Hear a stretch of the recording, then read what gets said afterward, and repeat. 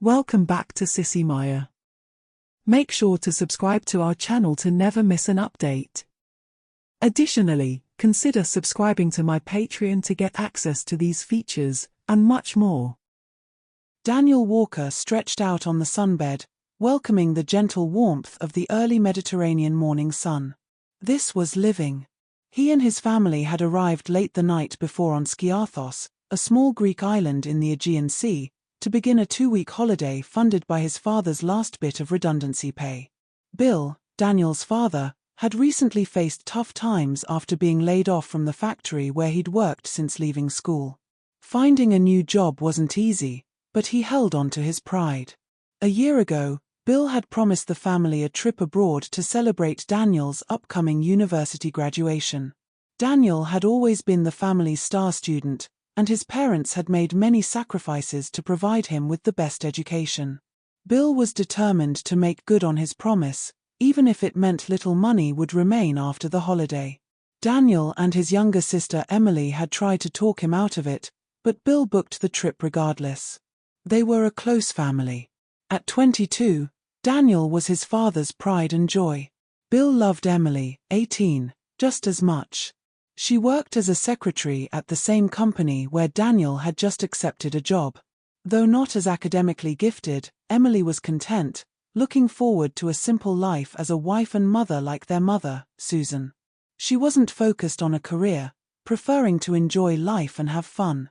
Jet lag from the night flight had left Daniel restless, waking after only 3 hours.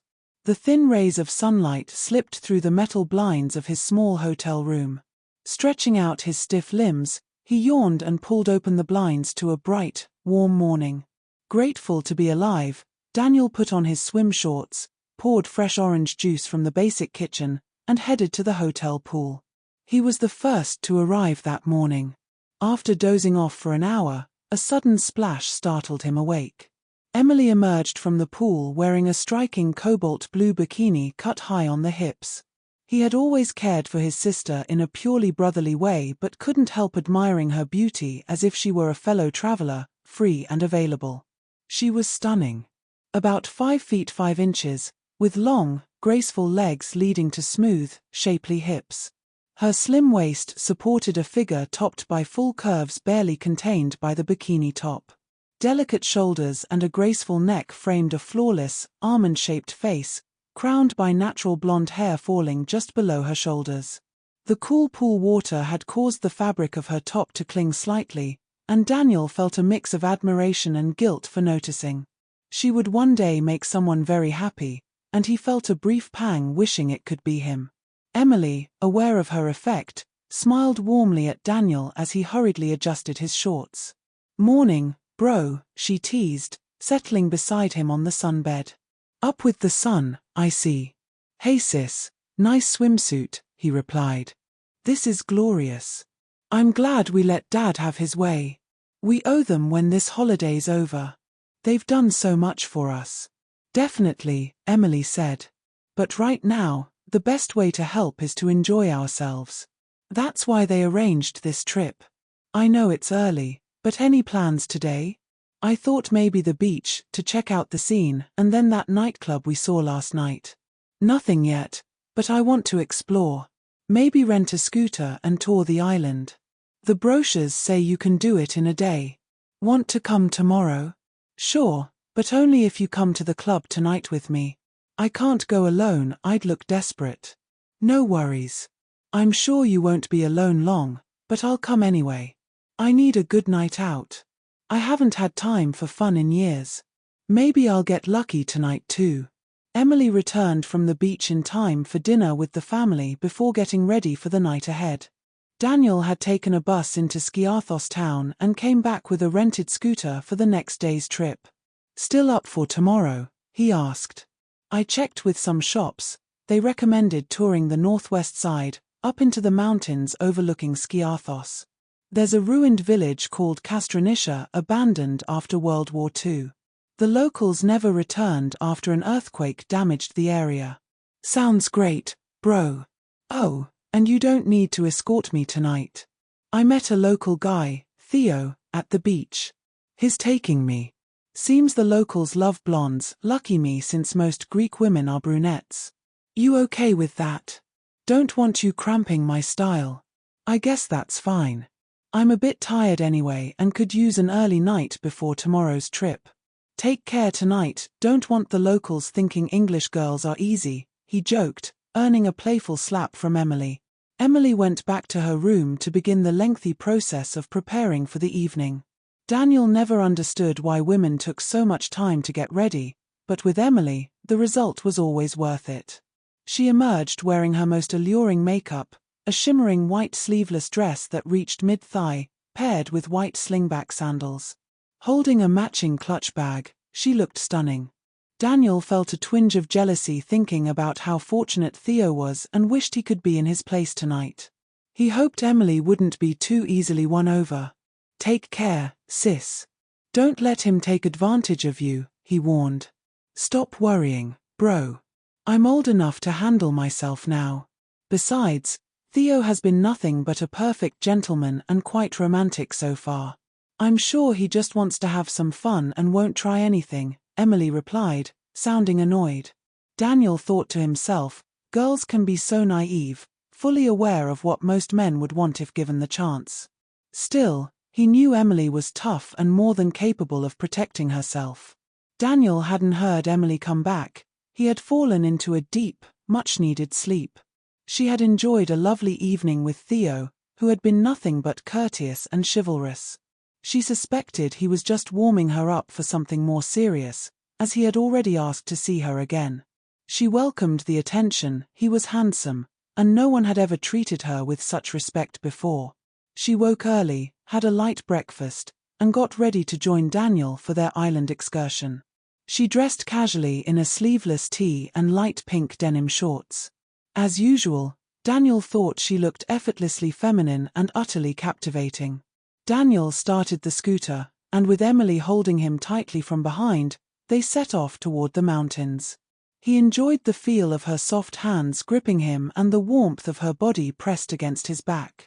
The morning was beautifully warm, and they savored the fresh citrus-scented breeze as they rode past lemon groves and endless olive trees.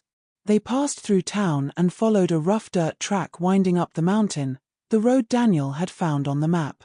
Calling it a road was generous. Skiathos had only one proper paved road, the rest were poorly marked dirt trails. This added to their sense of adventure as they wound upward until they paused for a break. Stepping off the scooter, they admired the breathtaking view. Halfway up the mountain, they could see the island's airport far below, a plane landing with another batch of tourists. The peaceful buzz of bees gathering nectar surrounded them in the warm sunshine. After resting, they continued for another 20 minutes until reaching the end of the marked path meant to lead to the village. Finding the track had been difficult, the maps were confusing, with paths appearing and disappearing. According to this map, the village should be about a mile north, Daniel said, trying to match the map to the terrain. They spotted a faint footpath winding through thick underbrush, which eventually opened onto a coastal trail. 15 minutes later, they reached a causeway leading to a narrow natural bridge about 150 feet above the sea. On a rocky outcrop, they saw what looked like the ruins of buildings. That must be it, come on, sis, let's go, Daniel said eagerly. Looking down was a long drop to a rocky shoreline. The village had once been connected to the mainland, but erosion and frequent earthquakes had reduced access to a narrow, 2-foot-wide path. Swallowing hard, Daniel said, I'm crossing. I didn't come all this way to stop now. That village looks amazing. If we hadn't found this path, we'd never have seen it. Let's go. Emily was less enthusiastic. Oh, lucky us, she muttered under her breath, not sharing Daniel's excitement for a pile of rubble. Typical man, always pushing forward without thinking about the risks, she thought as she followed him across, more nervous about being alone than the crossing itself. They crossed safely. Once on the other side, Daniel found it odd they hadn't seen anyone since leaving the scooter. But he didn't dwell on it, mesmerized by the scene. Scattered around in varying states of decay were the remains of homes from both ancient and more recent times. Many outer buildings were dangerously unstable, most lacking roofs or doors. Holding Emily's hand protectively, they entered one house. Inside, there was only rubble and signs of a past fire. Exploring other structures revealed the same. Anything valuable had clearly been taken, probably during or after the German occupation. After seeing all they could, they realized they'd spent more time than planned and needed to head back. Emily was eager not to be late for her date with Theo, and neither wanted to risk getting lost on the way back after dark. Just as they began exploring the village, Emily spotted a building that still had its door intact. Surprised, she called out, "Hey Steve, look. That building still has a door. Let's check it out quickly before we leave. There might be something interesting inside." "Unlikely, sis. It's a beautiful spot, but anything valuable is probably long gone." "Still, let's have a look," Daniel replied as they approached cautiously. He pushed the door open and peered inside. The dim interior took a few moments for their eyes to adjust from the bright sunlight outside. Beyond the entry room, they noticed faint light filtering through a hole in the roof. As they stepped further in, Daniel suddenly stopped, putting his arm out to hold Emily back. "Wait here, sis. This floor looks unstable," he warned, eyeing a deep crevice running across the room. Testing the floor carefully, Daniel moved forward until Emily accidentally stumbled into him, sending both crashing to the ground. The floor around them crumbled, and they plunged 6 feet down onto a rocky surface. Daniel was winded, with Emily landing hard on top of him. They scrambled to their feet, finding themselves inside what remained of a dark tunnel. Daniel brushed himself off and said, "All right sis, I've had enough of this. Let's get out of here." "Hold on," Emily pointed toward a shaft of sunlight about 20 feet away. "That might be another way out. Climbing back up might make the floor collapse again, and I've already got enough bruises." "Let's try it, though I'm not hopeful," Daniel said as they made their way down the damp, shadowy passage. They entered a cave-like chamber where light streamed through a large crack in the seaward rock face. Searching around, they saw no obvious exit, but noticed more broken rocks partially covering another opening. "In for a penny, in for a pound," Daniel muttered as they squeezed past the rubble into another room. This one was more intact and seemed hidden from visitors for quite some time. "This must have been some kind of shrine," Daniel observed, moving toward a distant corner. "Look, an altar." Emily pointed to statues set into alcoves along the walls. Each stood above a marble plaque inscribed with writing. Despite the poor light, they could make out figures depicting scenes linked to ancient Greek gods. The closest to Emily was a statue of a young, beautiful woman. Near Daniel stood a man striking a serpent. They recognized one statue as Zeus from the inscription, and another nearby as Hera. "These look like marble or alabaster," Daniel said, running his fingers along the female statue's smooth surface. He tried to move it, but it was firmly fixed, almost as if part of the chamber itself. As he touched the statue, a faint crackling sensation startled him, causing him to recoil. "Did you feel that, sis? This thing's alive," Daniel whispered cautiously, reaching toward it again. "Help me move it. Let's see if we can shift it together. This could be a real discovery, and we need proof." "I'm not sure we should, bro. Maybe we should just report it to the authorities," Emily replied hesitantly. "They won't come all this way just on tourists' word without proof." "Come on, help me with this," Daniel urged. She finally agreed, grasping the statue's other side. As they both touched it, the crackling grew louder and a brilliant phosphorescent light engulfed them, blinding their eyes. They collapsed and lost consciousness. Daniel was the first to wake, groaning oddly as he pressed his hands over his aching eyes. Light-headed and disoriented, he struggled to sit up from the chamber floor. What was that, he wondered, shaking his head to clear the fog. Something brushed against his face, and his subconscious registered long hair. As he pushed himself up, he realized something was wrong. His balance felt off, and a strange tightness and movement came from his chest. Instinctively, he lifted his hands to brush hair from his face and gasped. His hands looked slim and delicate, almost unfamiliar. When he felt what seemed like fingernails scratching his cheek, shock overtook him. He collapsed backward, bewildered by strange sensations beneath him as if landing on some kind of padding. He began sobbing uncontrollably, gasping for air as he called out, Sis, help me. Then he froze as a soft, high-pitched voice echoed nearby. His quiet crying ceased, and he sensed movement beside him. Fear gripped him, and he wished to suppress any sounds or motions that might confirm the impossible truth creeping into his mind. He was a girl. The figure next to him gradually took shape, rising from the floor. Bro, what happened? The voice started, then stopped abruptly. Daniel couldn't believe his ears. What came out was a deep, raspy tone, nothing like the voice he expected from Emily. He blinked, trying to clear his vision, and the outline of a larger, more angular figure became clear. Horror struck again as he realized he was staring into his own face, a mirror image that didn't mimic his movement. Overwhelmed, his mind shut down, denying what his eyes showed. Emily saw a similar sight, her own familiar face, but from a different perspective. Amid the swirling emotions, she calmly noted how different she appeared. Her first concern was for her brother. This girl who looked just like her had called her sis, so she assumed it was him. Trying to steady herself, she approached and lifted him, or rather, herself, effortlessly. Bro, wake up, she urged, gently shaking his face. Come on, I need you. A wave of dread hit her when she heard her own deep baritone voice, sounding exactly like Daniel's. Looking down, she noticed the strong, powerful arms holding this girl's body were just like her brother's. Her eyes fell on the flat chest covered by Daniel's shirt. Holy Mother of God, she gasped aloud. I am Stephen. What happened? Where are we? Daniel stammered, his voice now girlish as he came to. Panic began to rise, his heart raced at the familiar sound coming from his own mouth, his sister's voice. Easy, bro, easy, Emily soothed, wrapping her now long arms around Daniel's slender, fragile shoulders. She wondered, was I really this delicate? It sure didn't feel that way inside.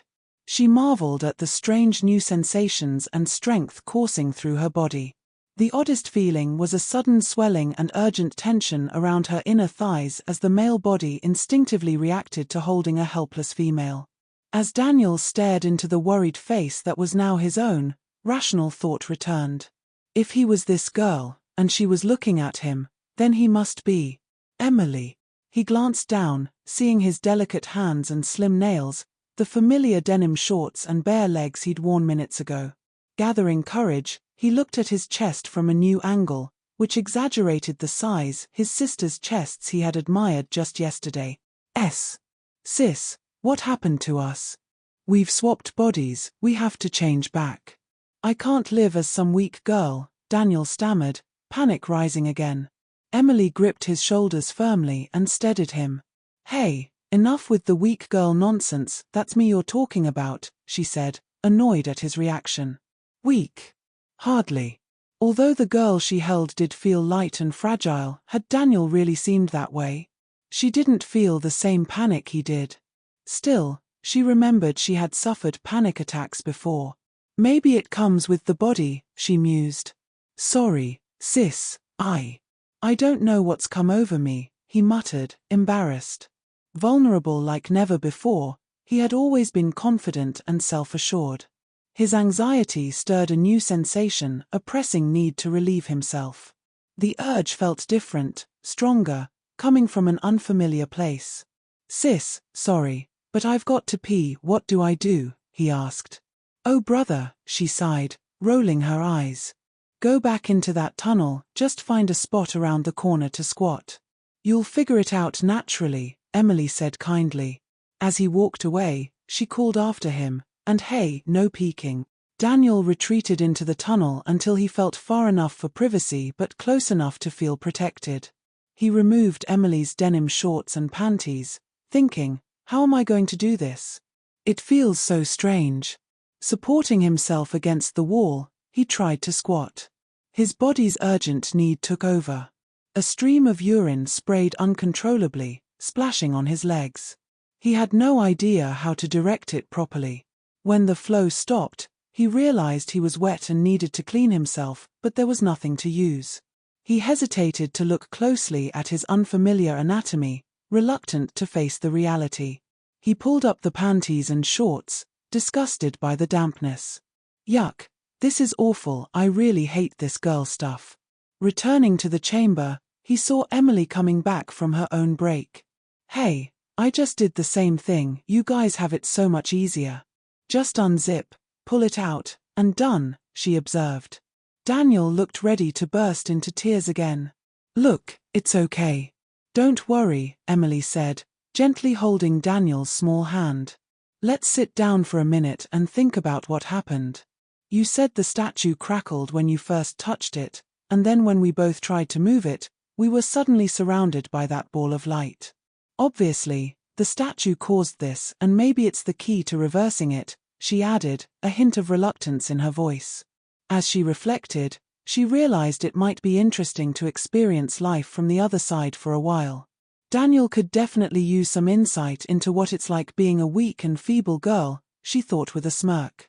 All right, let's go back to the statue and see if we can undo this, Daniel said, struggling to his feet and moving with an awkward, unfamiliar sway. Emily followed, deciding not to indulge her little fantasy too much. She enjoyed being a girl but didn't want to stay this way for long. They grasped the statue together like before, but nothing happened. Oh my God, Daniel breathed, nearly in tears. It didn't work. What do we do now? I think we should head back to the hotel before it gets dark. If we stay here much longer, we might get lost, Emily said, making her way toward the tunnel exit. But if we leave, how will we figure out how to change back? And I can't go back as you, I can't be a girl, Daniel wailed. Well, unless you want to spend the night in this dump, we're going back as we are. You don't want Mum and Dad up all night worrying about us, do you? And face it, sis, for now, you are a girl. Better get used to it until we find a solution. Now come on, let's get out of here, Emily said firmly, pulling Daniel along by the hand. Daniel tried to pull away, shouting, wait, wait. If we can't take the statue, let's at least take the nameplate or copy it. It might help us figure out what happened. They ended up copying the writing onto the back of the scooter rental papers with an eyeliner pencil from Emily's bag. Come on, let's go, Emily said again, tugging him forward. Daniel complied meekly, feeling a bit embarrassed as Emily easily lifted him overhead and helped him back into the room with the collapsed floor. She climbed up after him, and together they left the house toward the bridge. Emily crossed the narrow bridge back to the mainland without trouble, but Daniel was nervous, acutely aware of his shifted center of gravity. They reached the scooter with about 30 minutes of daylight left. One thing, bro, or should I say sis, I don't know how to drive this thing, Emily said, eyeing the scooter. All right then, I guess I'll drive, Daniel said, mounting the bike. It felt strange as he focused on staying on the dusty trail while Emily's hands, formerly his, held him firmly below his chest. The distraction almost sent him off the edge. As they neared the bottom of the mountain, Daniel pulled over and switched off the engine. What are we going to tell Mum and Dad? We'll be stuck like this until tomorrow when we have to come back here and try to change back, he said, nervously pulling at stray strands of blonde hair. I don't want to worry them yet. It would ruin their holiday. Imagine how upset Dad would be if he thought his darling little boy was now a darling little girl, Emily said firmly. We're better off spending the night as we are, hoping no one notices. We can rent the bike again tomorrow, head into town early, and maybe find something about that writing we copied that can help. Yeah, that makes sense. One night as you shouldn't be too bad, Daniel replied. Good.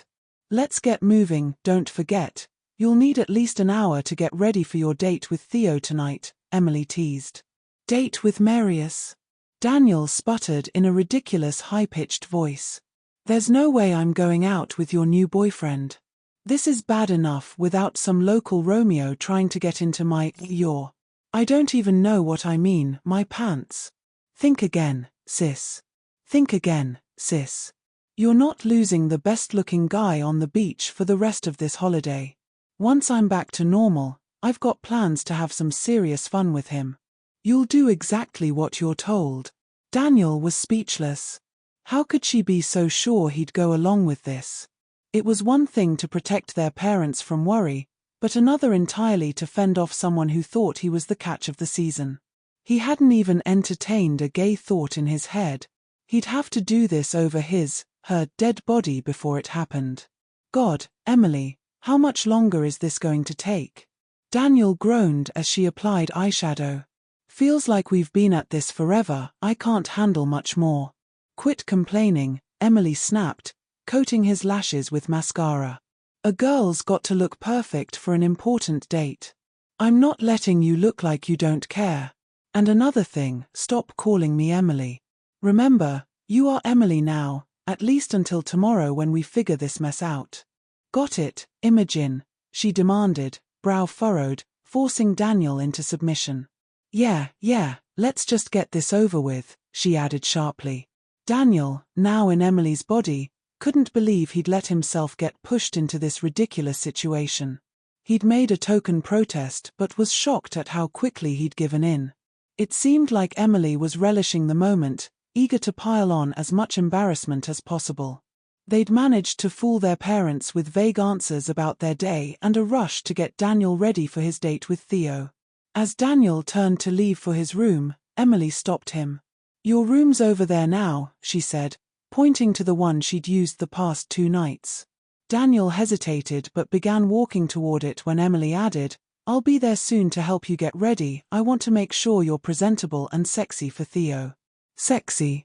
No way you're making me sexy for anyone, Daniel groaned. Emily, she corrected with a smirk. Better get used to that name.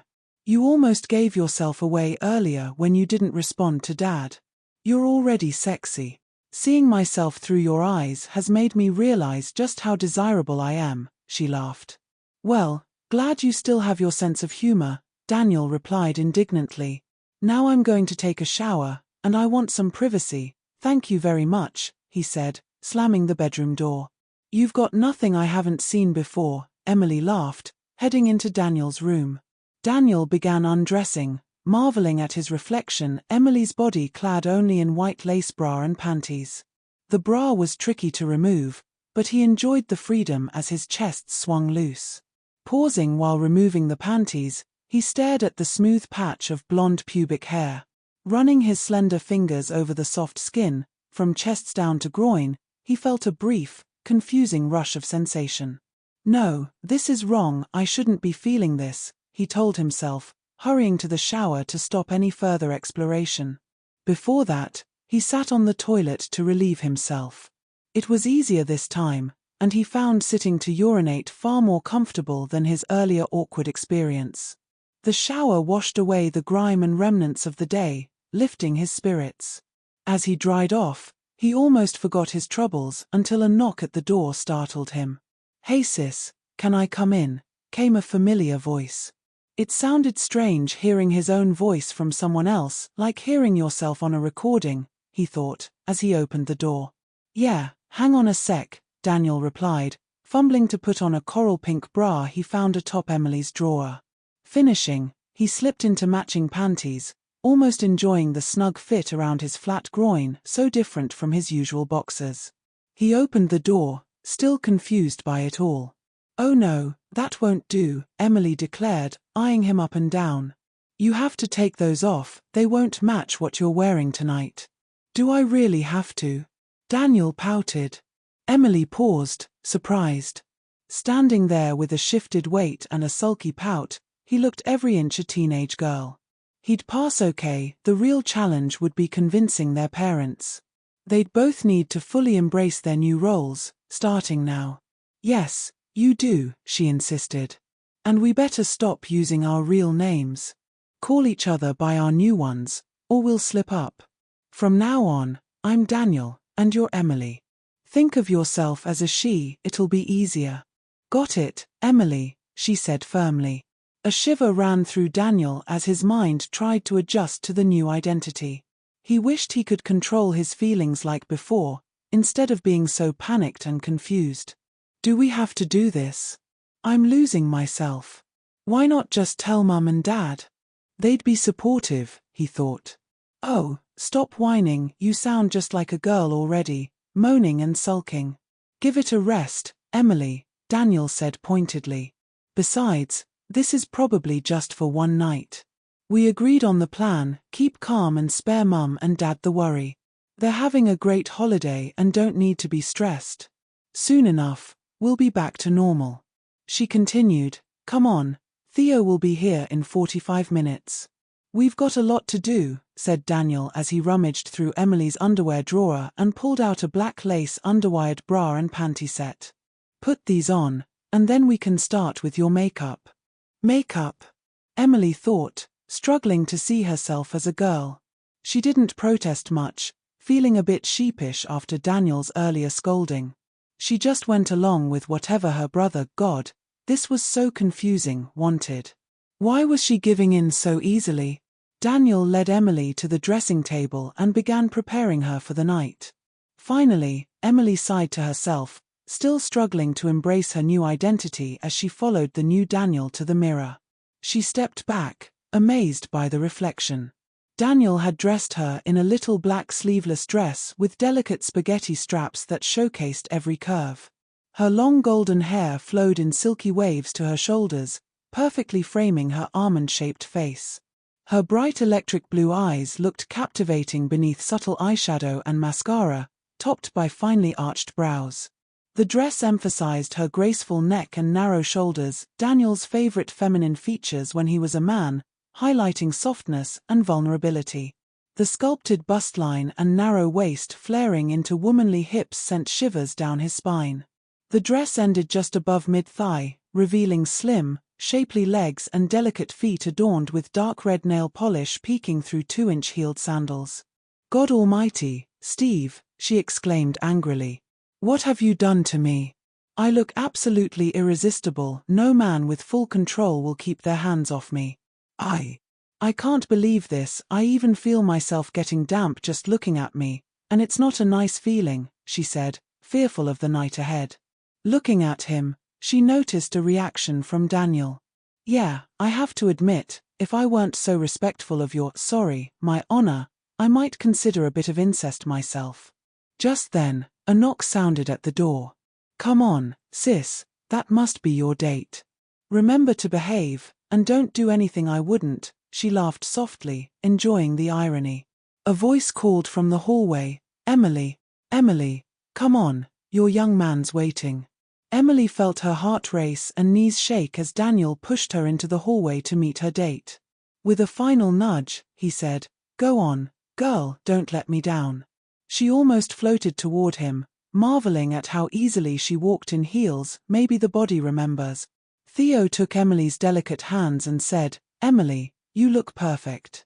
I thought you were beautiful yesterday, but today you've outdone yourself. He kissed her gently on the lips before she could think or react.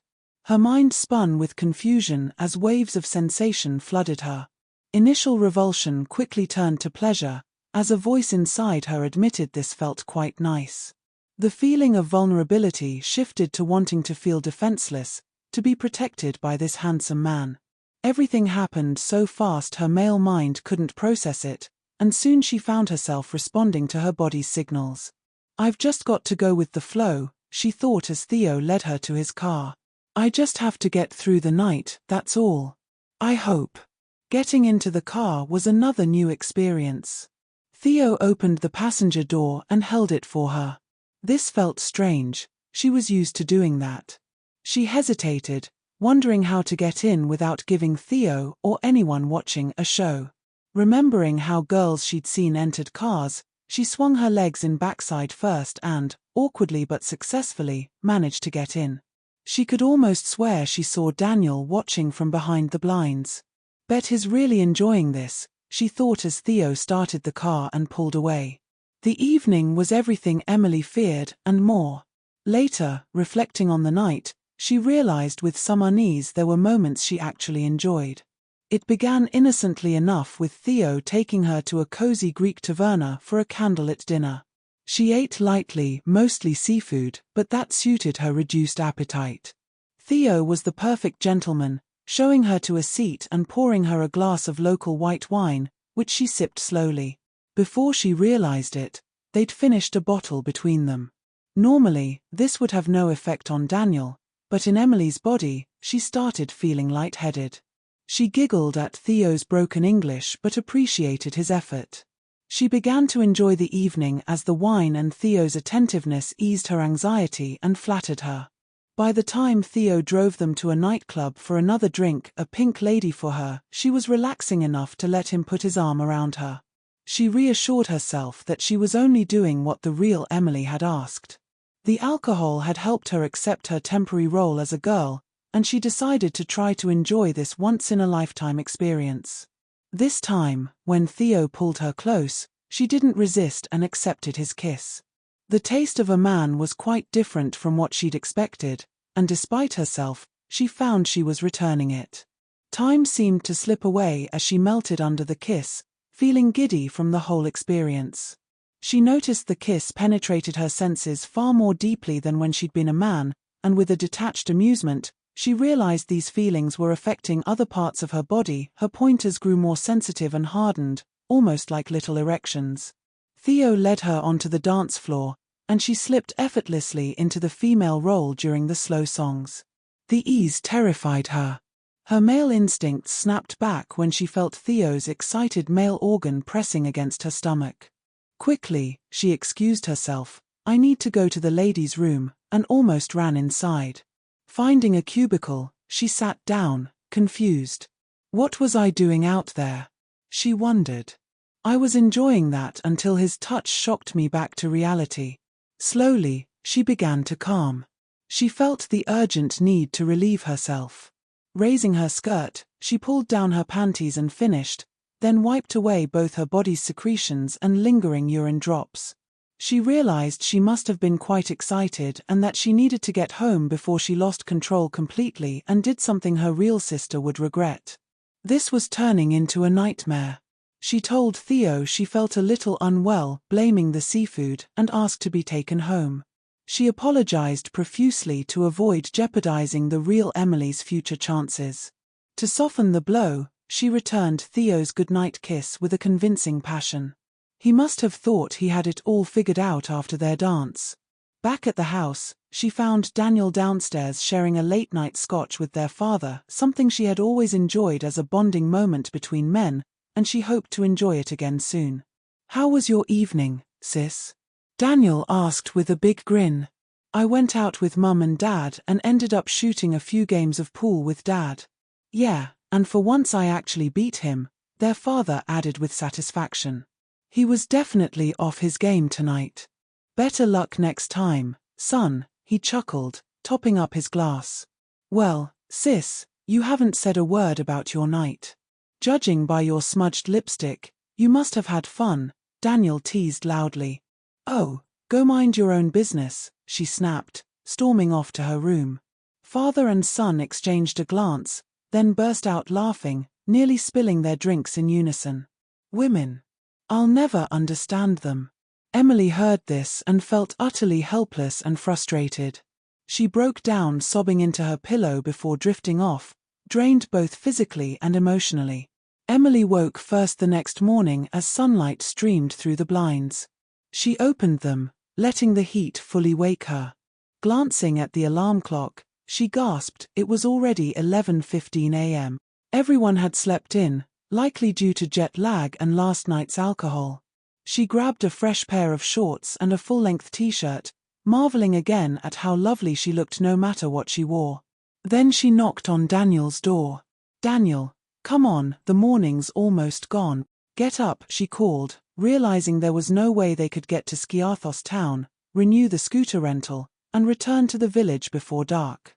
That meant another day as Emily, horror washed over her. Daniel groaned, "Oh, my head." Moments later, the door opened, and he stepped out. Emily wondered if he really looked that bad after too much to drink. "Hi, bro, sorry, sis," he said, rubbing his sore head. "Sorry about last night. I didn't mean to upset you." I'd had too many whiskeys and got silly. When you came in all nervous, lipstick a mess, I knew you'd been spending time with Theo more than I expected. I never thought you'd kiss him, and with the whiskey inside me, I just couldn't help myself. Never mind, it'll be back to normal soon. He added, almost as an afterthought, hey, you only kissed him, right? You didn't go any further? No, I certainly did not. Emily snapped, stomping her foot. How dare you? Yeah, Daniel said dismissively. I suppose you're going to tell me you're not that kind of girl too. He walked off to the kitchen to pour himself a glass of orange juice. Emily followed him, still fuming over his attitude. God, men can be such pigs sometimes, she thought, then mentally kicked herself. I can't believe this, I'm starting to think like a girl.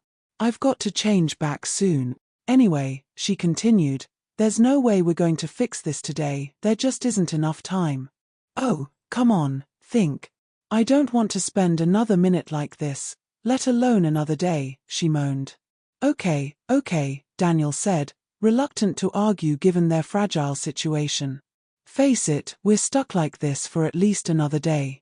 I can live with it, you'll have to, too. Let's get some breakfast and figure out what to do. Over breakfast, Daniel suggested making the day productive. After renewing the scooter rental, they could investigate the village they'd found and look for any legends or superstitions tied to it. They might also decipher the Greek writing they'd copied from beneath the statue. Calming down a bit, Emily agreed it was a good plan. After breakfast, they headed to Skiathos town. By the time they arrived and renewed the scooter rental for 2 more days, it was nearly 2:30 p.m. They wandered around town, asking at tourist centers about the island's history. All they got was the usual general info found in guidebooks. Nobody knew more about Castronetia than Emily had already discovered when she was Daniel. Disappointed, they nearly gave up when they stumbled upon a small museum that had just reopened after lunch. Inside, several rooms were dedicated to different periods of the island's history. Within minutes, they found a room about the Greek gods and how islanders worshipped them. There was a lot of general mythology, but one theme stood out, the myth of Teiresias. The Greek spelling matched exactly the writing they'd found beneath the statue. Excited, they read on. Daniel read aloud from the English translation. Teiresias was a Theban seer. In his youth, he came upon 2 snakes mating on a mountain near the city. He struck the female with his staff and walked on. Immediately, he transformed into a woman. 7 or 8 years later, encountering the same snakes in the same act, Teiresias struck the male and returned to his masculine form. Later, Hera and Zeus debated whether men or women experience greater pleasure from intimacy. They summoned Teiresias, the only person who could answer firsthand. He said women experience 9 or 10 times more pleasure than men. Furious, Hera blinded him on the spot. Zeus, however, rewarded him with prophecy and a long life. They were stunned. This matched the tale depicted by the statues. Eager, they sought out the curator for more insight. Inviting them into his office, the curator spoke excellent English and confirmed the legend's importance to Skiathos. Skiathos has a rich history invaded by Romans, Persians, Byzantines, pirates, Turks. Everyone has left their mark. Yet the original Greek inhabitants and their descendants remained loyal to the old religion. When the Romans invaded, legend says natives built new homes atop chambers of worship, now the ruined village of Castronetia, to keep them hidden. Because of the devotion of his followers, Skiathos remained the last bastion of Zeus worship. Zeus decided to reward the citizens spiritually rather than with wealth. Inspired by Teiresias' experience, he deemed the greatest gift was to experience life from all perspectives, even briefly. So he created a mystical chamber on the island's northwest, facing Mount Olympus, where worshippers could gather and enact the transformations. Daniel and Emily listened spellbound as the curator continued. Zeus decreed that any 2 people of opposite gender who jointly touched the statue of the female Teiresias in this chamber would have their souls swapped. This allowed couples, usually those planning to wed, to understand each other's joys and struggles firsthand. Emily felt uneasy. She hoped the curator would soon explain how to reverse the change. It made no sense that a strong man would want to spend his life as a woman, especially when women were often treated as subservient. Nervous, she longed to be Daniel again. Did they ever switch back? She asked hesitantly. They didn't stay like that forever, did they? The curator chuckled softly. No, my dear. It was always a temporary experience. 2 conditions applied. First, one member, usually the female, had to be no older than 18. Second, after one sunset but before the third since the swap, the couple had to return to the chamber and hold the female Teiresia's statue again. Doing so would restore them to their original bodies, enriched by the experience.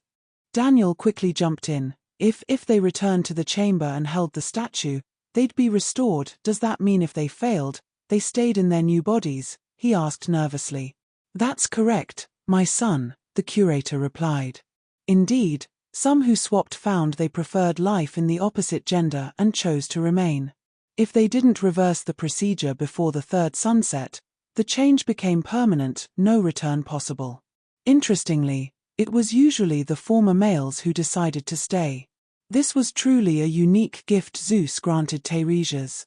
Has the chamber ever been found?